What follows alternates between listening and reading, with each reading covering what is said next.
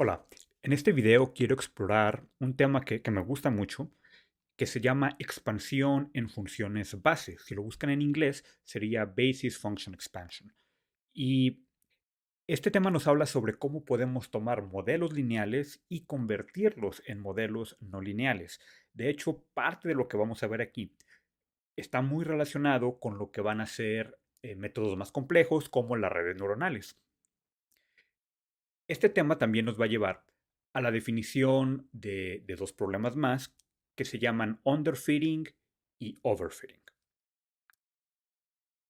Entonces, vamos iniciando con el siguiente ejemplo. Supongamos que tenemos toda esta serie de puntos por aquí. Nosotros podemos tratar de construir un modelo lineal que en la sesión pasada habíamos visto que se escribe de la siguiente manera: omega transpuesta por x. X es nuestro vector de características y omega es el vector de coeficientes que están asociadas a esta característica. Y la idea es aproximar el valor que puede tener nuestra variable objetivo. En este caso es nuestro estimador de y. Para nosotros encontrar estos valores omega, definimos una función de costo. Y tradicionalmente, para problemas de regresión, esta función de costo es mínimos cuadrados. Es decir, vamos a tomar la diferencia o el error entre nuestra variable objetivo y nuestro estimador, lo vamos a elevar al cuadrado y vamos a tener la suma del error de cada uno de estos puntos. Cuando nosotros hacemos esto, nos va a quedar una línea como la que vemos aquí en color naranja. De hecho, esta línea es la mejor aproximación que podemos hacer con regresión lineal para este problema en específico. Y si vemos, no se ajusta bastante bien a los datos. Entonces, ¿qué podemos hacer en este caso? Regularmente lo primero que se nos viene a la mente es, bueno, vamos a tratar de adquirir más datos, porque con más datos el modelo va a funcionar mejor. Y entonces vamos y recolectamos más muestras, ya tenemos más valores, volvemos a utilizar el algoritmo y ahora nos queda una segunda línea, pero vemos que esta línea tampoco se ajusta para nada bien a los datos. Entonces, ¿qué es lo que está pasando? ¿Por qué si adquirimos más datos el modelo sigue sin mejorar? Y el problema es que este modelo es bastante simple para poder ajustarse a la complejidad de los datos. Es decir, los datos, como los ven aquí, estos puntos azules, no pueden ser descritos por una línea. Y este modelo en particular va a tratar de encontrar una línea. Ahora, en este caso únicamente tenemos una característica, que es nuestro valor de x. Sin embargo, esto se puede extrapolar para mayores dimensiones. En mayores dimensiones vamos a tratar de estimar un hiperplano, pero hay veces en que los datos simplemente no caen en un hiperplano y no es suficiente un hiperplano para describir esta complejidad. Entonces, ¿qué podemos hacer en este caso? Y ahí es donde viene la función en expansiones base. ¿Qué tal si en vez de utilizar directamente la característica x, aplicamos una serie de funciones sobre la variable x y entonces construimos un modelo lineal sobre este nuevo espacio? Vamos viendo a qué me refiero. Este nuevo espacio puede tener una dimensionalidad diferente a la original. Por ejemplo, aquí P es la cantidad de características que tiene X. En el caso anterior, P es igual a 1, tenemos únicamente una característica. Si quisiéramos estimar el precio de una casa, entonces P serían el número de variables que utilizamos, por ejemplo, el área, el número de habitaciones, la antigüedad, etcétera. Y este m es un valor distinto. Nosotros podemos decidir qué tantas funciones queremos aplicar a este vector original. Obviamente, el número de coeficientes, omega, ahora va a tener una dimensionalidad p, no la dimensionalidad original en m. Vamos poniendo un ejemplo. Imagínense para el ejemplo anterior que tenemos uno de estos puntos azules que está dado por esta xy, y recuerden que muchas veces juntamos el término del bias en nuestro vector de características simplemente para hacer las operaciones más sencillas. Y entonces agregábamos un 1 que va a representar el bias y nuestra característica x. Entonces nosotros podemos elegir aplicar una transformación de este espacio, en este caso de dos dimensiones, a uno de 3 dimensiones, en la cual vamos a poner el 1 que teníamos, el x original, pero además vamos a aplicar la función de elevar al cuadrado. Entonces, nuestro nuevo vector va a ser un vector de 3 dimensiones con 1, x y x cuadrada. Y ahora sí, vamos a resolver el problema de regresión lineal en este nuevo espacio. Entonces vamos a tener que encontrar 3 coeficientes, uno para cada una de estas características. Y esto lo vamos a hacer resolviendo la misma función de costo que utilizamos en regresión lineal. Nada más en vez de x tenemos este phi de x en esta ocasión. Y como o como agregamos un término al cuadrado, vamos a ver que cuando volvemos al espacio original, entonces esto ya tiene una forma de una parábola. Y esta es la forma en la cual nosotros podemos obtener modelos no lineales en el espacio original de x, pero que se vuelven lineales en un espacio diferente dado por phi de x. Y entonces esto es muy interesante porque ahora ya no estamos restringidos a una línea.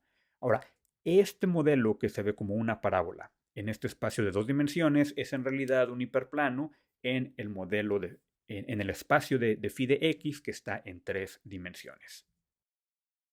Ahora, ¿qué nos impide utilizar polinomios de un mayor orden? Y la respuesta es nada. Nosotros podemos elegir cuál es la dimensionalidad de esta función phi de x. Por ejemplo, podemos expandirla a un polinomio de orden 7. Y este polinomio de orden 7 entonces va a tener una forma con mucho más eh, picos y valles, tal como lo tiene un polinomio de orden 7. Y podemos ver que esto se ajusta mucho mejor a los datos de entrenamiento. Entonces, nosotros podemos decidir cuál es la dimensionalidad que queremos en este nuevo espacio. Entonces vamos comparando ambos. Vean que cuando utilizamos una expansión en un polinomio de orden 2, tenemos una parábola, describe bien los datos, pero cuando tenemos uno de orden 7, se apega mucho mayor a los datos de entrenamiento. Ahora, ¿cuál es el problema de esto? Vamos haciendo un pequeño zoom out. Vamos viendo que aquí tenemos los datos de entrenamiento y tenemos una X que llega aproximadamente hasta el número 200. Vamos haciendo un zoom out de esta imagen. Y vamos a ver que ahora ya no llega al 200, llega a lo mejor hasta el 220 y podemos ver la forma que tiene esta curva que generamos cuando nos expandimos un poquito más. Y vamos a ver que inmediatamente después del último punto de nuestro set de entrenamientos, los valores empiezan a bajar rápidamente. Y esto es algo que probablemente nosotros no creamos. En realidad, viendo los datos, lo que nosotros esperaríamos es que esta curva fuera un poquito más hacia arriba. Es decir, que conforme x va creciendo, los valores en y van creciendo y no caen de esta manera. ¿Qué es lo que ocurre ahora? Tenemos el fenómeno opuesto. Ahora tenemos un overfitting o un sobreajuste. Y quiere decir que ahora el modelo es demasiado complejo y se puede ajustar muy bien a los datos de entrenamiento, pero no va a poder generalizar de una muy buena manera. ¿Por qué ocurre esto? En realidad, lo que nosotros asumimos es de que la variable objetivo es una combinación de dos cosas. La primera es el valor estimado por nuestro modelo más el ruido que es inherente a las características de nuestro set de datos. Nosotros podemos tener dos casas que se ven casi idénticas, pero se pueden vender a un precio diferente, aun cuando tengan las mismas características. Entonces, esta variabilidad natural que tenemos en la vida real puede ser descrita como un fenómeno de ruido. Es decir, vamos a tener un precio medio, pero pues esperamos variaciones tanto para arriba como para abajo. Lo que ocurre con el overfitting es que ya no estamos simplemente estimando el valor base, sino que nos estamos apegando también al ruido. Y eso es algo que no queremos hacer. No queremos modelar el ruido. Entonces, vamos viendo un poquito más a detalle qué es lo que está ocurriendo. Si nosotros expandemos este nuevo vector phi de x, vamos a ver que tiene el 1 y tiene desde x cuadrada, hasta x a la séptima potencia. Y cada uno de estos elementos va a tener un coeficiente asociado. Por ejemplo, 1 tiene el omega 0, X tiene el omega 1 y así hasta que lleguemos a omega 7 y X7. Y en el modelo de regresión lineal hacemos el producto punto de estos dos vectores, que es simplemente multiplicar el coeficiente por su variable y después hacer la suma de todos ellos. Vamos viendo qué ocurre en este modelo que está con overfitting. Si nosotros analizamos cada uno de estos elementos que se están sumando, omega 1 por X, omega 2 por X2, vamos a ver que los elementos que tienen el valor absoluto más grande tienden a ser aquellos términos que tienen un orden mayor. Y un orden mayor quiere decir que vamos a agregar más curvas o un modelo mucho más complejo. Recuerden que si todos estos elementos fueran cero, entonces tendríamos el método con un espacio de 3 dimensiones, únicamente utilizando x y x cuadrada, porque las demás serían cero. Y tendríamos un modelo mucho más simple que sería únicamente una parábola. Entonces, fíjense cómo en este caso en particular, los elementos de un orden elevado tienen un coeficiente mucho más grande. Algo que nosotros podemos hacer para tratar de controlar la complejidad de esto es hacer que los elementos de mayor orden tengan que esta multiplicación tenga un valor relativamente pequeño. Ahora, hay dos términos que influyen en esta multiplicación. Tenemos control sobre el primero, que es omega, que es lo que nosotros queremos aprender, pero el otro viene directamente de los datos, que sería el x o x cuadrada o x a cualquier potencia. Entonces, ¿qué podemos hacer para dejar que este valor dependa únicamente de los coeficientes omega, que la magnitud de este valor dependa únicamente de los coeficientes omega? Y entonces algo que podemos hacer es escalar los valores de x para que todos ellos estén en el mismo rango. Hay muchas formas de hacer este escalamiento. Por ejemplo, podemos hacer que en nuestro set de entrenamiento todos los valores caigan entre -1 y 1, -3 y 3. Otra alternativa es utilizar lo que se conoce como el z-score, en el cual vamos a tomar la variable, le vamos a restar la media y vamos a dividirlo entre la desviación estándar. Y esto lo podemos hacer de manera individual para cada una de las variables. Entonces, nuestra nueva función va a tener los coeficientes, por ejemplo, omega 0 por 1, omega 1 por la x escalada, omega 2 por x cuadrada escalada, así hasta el valor de x a la séptima escalado. Y ahora todos los valores van a estar regularmente entre -3 y 3. ¿Por qué? Si ustedes recuerdan, cuando nosotros, si esto sigue una distribución normal, el 99% de los datos va a estar entre -3 sigma y 3 sigma. Entonces, esto es lo que hace el escalamiento. Los pone en términos de la distancia, pone la distancia o pone el valor de esta característica en términos de desviaciones estándar. Y entonces vamos aprendiendo los nuevos coeficientes. Y aquí podemos ver de una manera mucho más clara cómo mientras más grande es la característica o el valor del polinomio, el coeficiente crece. Por ejemplo, los términos de menor orden tienen un valor absoluto mucho más pequeño que aquellos de mayor orden. Ahora, como estos valores dependen únicamente de estos coeficientes, podemos agregar un término en la función de costo que penalice valores muy grandes de omega. Y entonces esto es lo que podemos hacer. Y esto se conoce como regularización L2 o Ridge Regression. Lo que vamos a hacer es, además del error al momento de estimar nuestros valores de y, vamos a agregar un segundo término que va a sumar el valor al cuadrado de estos coeficientes, los va a sumar y los va a multiplicar por un valor lambda. Lo que esto va a ocasionar es que vamos a tener un balance entre el error en las predicciones y el tamaño del coeficiente.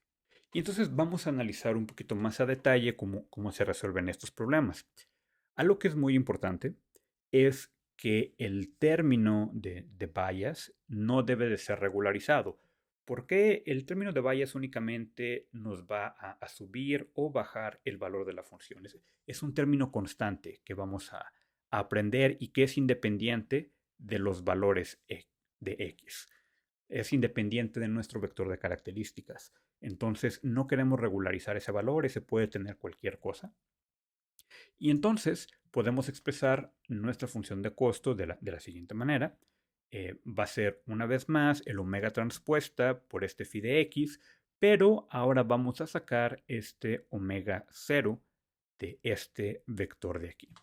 Y entonces esta suma de los coeficientes desde j, fíjense cómo este es j igual a 1, es decir, no va a incluir omega 0 hasta el último coeficiente p, lo podemos reescribir como la norma del vector omega al cuadrado. Y por eso se le llama regularización L2, porque estamos penalizando la norma L2 al cuadrado. Otra forma de escribir esto, de esta norma, es simplemente omega transpuesta por omega, que es estas tres definiciones son idénticas y las pueden encontrar así en la literatura. Todas ellas son equivalentes. Y entonces vamos a ver el efecto que tiene en nuestro problema. Aquí, por ejemplo, nosotros podemos elegir un coeficiente lambda. Este lambda es un hiperparámetro. Nosotros podemos ajustarlo como nosotros querramos. Entonces, vamos a ver qué ocurre cuando este lambda tiene un valor relativamente pequeño. Por ejemplo, 5 por 10 a la menos 5. Entonces, tiene un valor relativamente pequeño.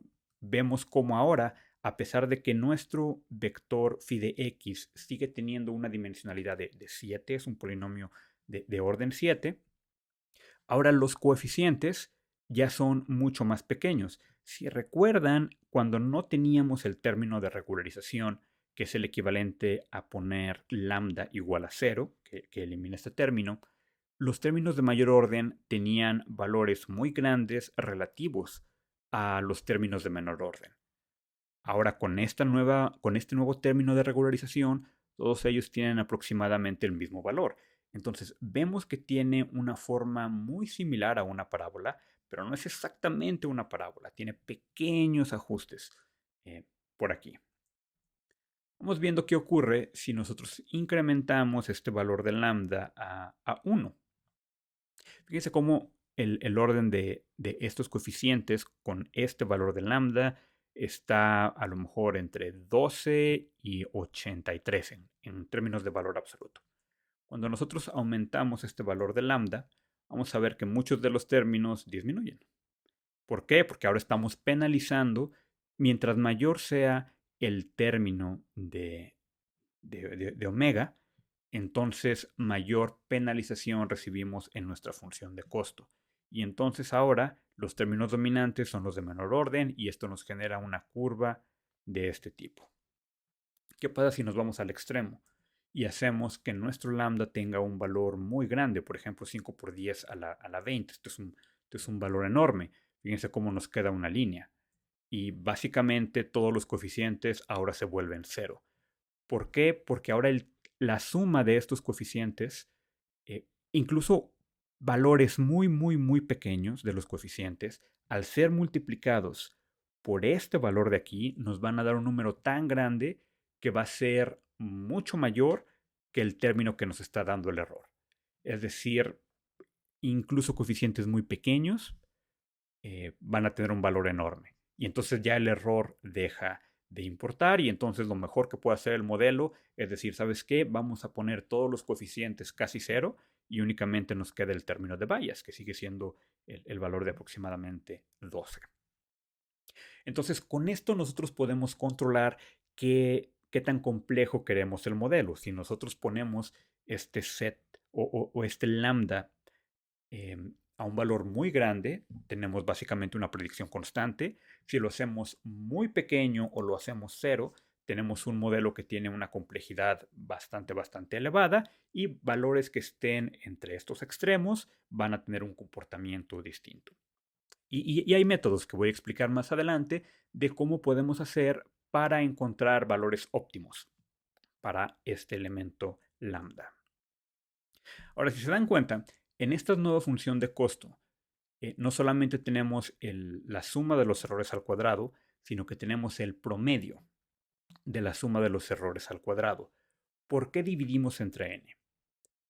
Cuando nosotros no teníamos este término de aquí, en realidad si dividíamos entre n o no, nos daba exactamente lo mismo, porque es una constante.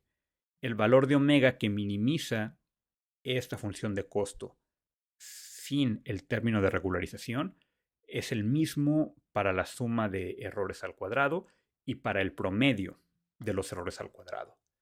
En este caso ya no es igual. Entonces, ¿por qué dividimos entre n? Fíjense cómo si no tenemos esta división entre n, mientras más crece el número de muestras que tenemos, este término va a dominar. Es decir, si este término n fuera de 10 millones, entonces este término, la suma de 10 millones de errores, puede hacerse mucho más significativa que esta suma de aquí, de los coeficientes al cuadrado. Eso quiere decir que el término lambda, para que sea efectivo, va a depender del número de muestras. Cuando nosotros dividimos entre n y obtenemos el promedio, entonces este valor se va a mantener más o menos en el mismo rango de valores independientemente del tamaño de nuestro set de entrenamiento. Y entonces este lambda se vuelve independiente del número de muestras que tengamos. Es por eso que nosotros agregamos el 1 sobre n, para mantener este término en un valor relativamente estable y que este lambda vaya a ser independiente del número de muestras que tenemos en nuestro set de datos. Y ahora, ¿cómo se optimiza esta nueva función? Es idéntica a la vez pasada. Nosotros podemos utilizar métodos como el descenso de gradiente y entonces lo que podemos hacer es tomar la derivada parcial de nuestra función de costo con respecto a omega 0 y nos queda este gradiente de aquí, y podemos tomar el gradiente de la función de costo con respecto al vector omega y nos va a quedar este término de aquí. No voy a entrar en muchos detalles de cómo se obtuvo o cómo se obtienen estos gradientes, porque en el video de regresión lineal explico paso a paso de dónde salen estos términos. Y de hecho van a ver que los términos son muy similares, la única diferencia va a estar en que agregamos esto, pero el procedimiento es exactamente el mismo que ya describí en un video anterior. Si tienen dudas de cómo llegamos hasta esta parte, les recomiendo ver el video de gradient. Les recomiendo ver el video de regresión lineal, donde explico paso a paso cómo se deriva gradient descent. Y una vez que ya tenemos esta información de los gradientes, aplicamos el algoritmo que viene descrito ahí. Hay una segunda opción, que es la solución con matrices. Si nosotros queremos hacer esta solución con matrices, vamos a tener que incorporar de nuevo el término del bias, ese 1 que le agregamos a nuestro vector x. Entonces vamos a tener una matriz x que tiene n, que es el número de muestras que tenemos en nuestro set de datos, y tiene una dimensión en las columnas de p más 1. P es el número de características más 1, que es nuestro término de bias. Tenemos el vector y, que es nuestra variable objetivo.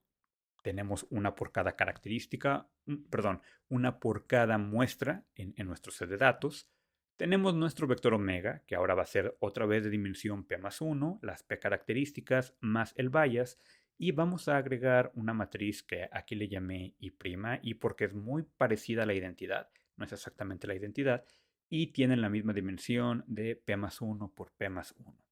Esta y' va a ser una matriz identidad a partir de aquí, y vamos a agregarle una columna y una fila donde todos los elementos van a ser 0. Si nosotros tenemos esta definición de matrices, entonces podemos encontrar omega de manera cerrada resolviendo este problema de álgebra lineal. X transpuesta por X más el valor de lambda. Este lambda sigue siendo una constante que nosotros decidimos, multiplicada por esta matriz casi identidad. Tomamos la inversa de esta operación, multiplicamos por X transpuesta por Y, y esto nos da directamente nuestro vector omega. Una vez más, si quieren saber de dónde viene esta derivación, vean por favor el video de regresión lineal donde explico paso a paso cómo es que llegamos a esta ecuación y se utiliza exactamente el mismo procedimiento para obtener este, esta nueva derivación. Ahora, este término de regularización es efectivo cuando tenemos muchas variables, no es exclusiva para una expansión polinomial. Incluso si no tuviéramos ninguna expansión, pero tenemos muchas variables, podemos utilizar este truco de regularización para tratar de controlar la complejidad del modelo. En el caso de cuando no tenemos una expansión polinomial, lo que va a hacer este término de regularización es que va a tratar de controlar la influencia de cada una de las variables. Sigue siendo igual de importante que primero pongamos todos los valores de estas variables en el mismo rango por medio de un escalamiento. Pueden seguir utilizando el set score y una vez que ya tienen estas variables en el mismo rango, pueden utilizar la, la regularización. Y este término de encontrar las funciones phi de x que nos llevan de un espacio original M a un espacio P, también se le conoce como Fisher Engineering. A lo mejor han escuchado ese término, a lo mejor no, no importa. El punto es de que lo que se trata de hacer es cómo podemos aplicar transformaciones a las variables que nos ayuden a tener un mejor comportamiento de nuestro sistema. Es un término que existe para tratar de definir esta función phi. Aquí les mostré la expansión polinomial, pero en realidad puede ser cualquier cosa. Puede ser la multiplicación de x1 por x5, o puede ser el logaritmo de una variable, puede ser la exponencial, senos, cosenos. Pueden aplicar cualquier función que ustedes consideren relevante y el proceso de encontrar estas funciones óptimas es Fisher Engineering. Lo que va a ocurrir en modelos más complejos como las redes neuronales es que van a dejar que el sistema, el algoritmo, aprenda estas funciones phi de x por sí misma. Pero en realidad una red neuronal está haciendo este proceso de aquí. En vez de que nosotros las vayamos a decidir, la red neuronal lo va a hacer por sí misma. Una vez que se tiene este nuevo espacio, incluso las redes neuronales están haciendo un problema de regresión o de clasificación, dependiendo de cuál sea el objetivo al final, pero regularmente utilizan modelos lineales una vez que ya nos encontramos en este espacio. Entonces, esta es la expansión en funciones base. Si tienen alguna duda, alguna pregunta, pueden dejarla en los comentarios y es todo por esta sesión.